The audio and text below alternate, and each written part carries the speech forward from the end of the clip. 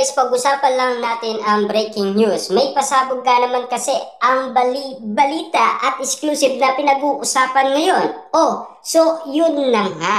Kung walang usok, walang apoy. So may basic talaga ang nga na unang rumors na sila nga. Yan kasi ang mga suggestions sa atin ng mga netizens at mga sausawerang kapitbahay. Kaya nga naman kasi, kita nyo naman lahat ng mga pinag-uusapan ngayon. Malakas ang paniniwala nila, lalong-lalo na kasi may motibo sila. Unang-una, Mami Ming Bernardo. Ikalawa, Daniel Padilla. Ikatlo, spotted sina Mayor Mark Alcalagao at Catherine Bernardo sa NAIA. Pero magkaiba ng eroplano. Pero iisang place lang at hindi na nagulat ang mga netizens at mga sausawerang kapitbahay.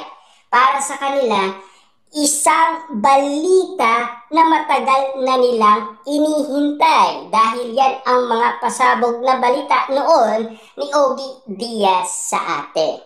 Pero ang masama dito, parang disappointed ang lahat ng mga haters ni Catherine Bernardo. At lalong-lalo na si Mami Ming Bernardo. Alam niya pala daw ang tungkol sa pag-alis ni Catherine Bernardo.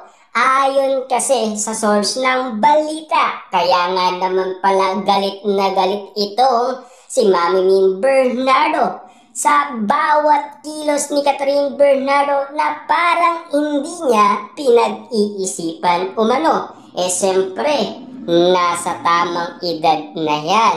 Siyempre, 30 years old na yan. Kaya nga naman kasi ang mga Dilolo fans ni Catherine Bernardo, hayaan na natin si Catherine Bernardo. Nasa tamang edad na yan. Kung sakali man bumagsak ang kanyang paniniwala sa kanyang napili, doon natin siya pagsabihan. Mag-antay muna tayo ng usok, saka tayo aapoy. Yan kasi ang karamihan. Kita nyo naman, di ba? Grabe nga naman kasi ang lahat ng mga paniniwala ng karamihan. Kita nyo naman, kahit ang itsura ni Daniel Padilla at Mayor Mark Alcala, parang kinukumpara na. Kasi ang iba, mas naniniwala kay Daniel Padilla kasi mas gwapo daw at yummy. At siyempre, pinag-uusapan nga naman kasi si Mayor Mark Alcala na parang pinapangit daw ng ketchup. Yan kasi ang inala ng karamihan. Diba? Grabe nga naman kasi ang mga sinasabi ng mga netizens. Pero hindi na tayo magugulat doon.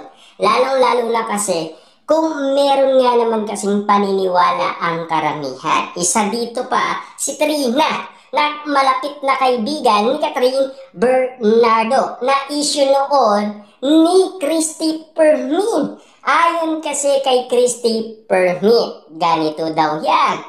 Siyempre, si Trina, alam niya daw kung anong klaseng lalaki si Mayor Mark Alcala. Cheater daw. Kaya nga naman kasi, sinasabi niya yan kay Catherine Bernardo. Kaso nga lang kasi, pinapili daw ni Trina si Catherine Bernardo kung siya ba o si Mayor Mark Alcala, ayon kasi sa balita.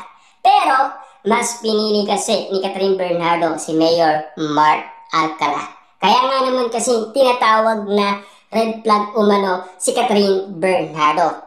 Lahat kasi ng mga lumalapit sa kanya na nagiging kaibigan niya, unti-unti na nawawala. Parang dismaya tuloy ang lahat ng mga netizens at mga sausawerang kapitbahay sa mga nangyayari kay Catherine Bernardo. Matapos nga naman kasi ang iwalayan nila ni Daniel Padilla. Kita nyo naman, magdadalawang taon na ang iwalayan Catherine Bernardo at Daniel Padilla. Pero hanggang ngayon, pinag-uusapan pa rin na single si Daniel Padilla at single si Catherine Bernardo. Intayin na lang natin mauntog umano itong si Catherine Bernardo. Baka sakaling magkaroon ng chance si Daniel Padilla. Na alam naman natin kasi, no, sinasabi noon ni Daniel Padilla last 2023 na akin lang si Catherine Bernardo, walang makakaagaw sa kanya dahil paghahari ko na siya.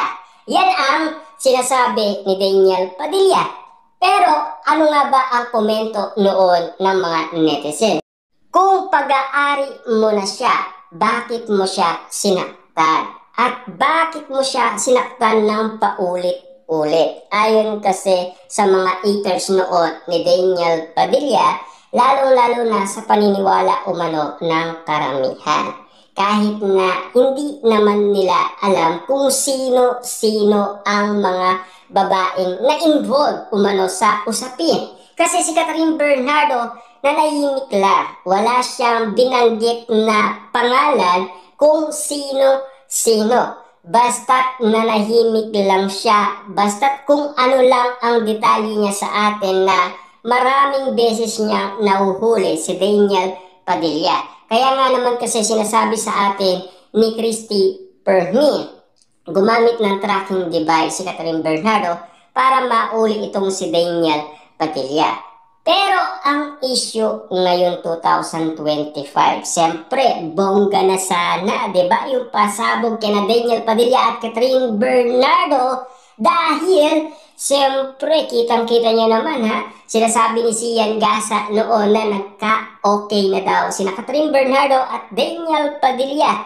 Lalong-lalo na sa tulong umano ng malalapit umanong kaibigan ni Daniel Padilla at Catherine Bernardo. Paganda ng paganda sana ang issue ni Daniel Padilla at Catherine Bernardo. Lalong-lalo na yung pagpaparamdam umano ni Catherine Bernardo, 'di ba? Yun ay pinakamalaking pasabog ni Catherine. At lalong-lalo na noong spotted si Catherine Bernardo sa Pilipinas Got Talent Season 7, noong siya ay urado, kung papaano natin nakikitang kinikilig umano siya sa bawat sinasabi ang pangalan ng kanyang ex-boyfriend na si Daniel Padilla. Makikita kasi sa bakas ng kanyang mga ngiti at sa kanyang mga mata na talagang super in love pa rin siya kay Daniel Padilla.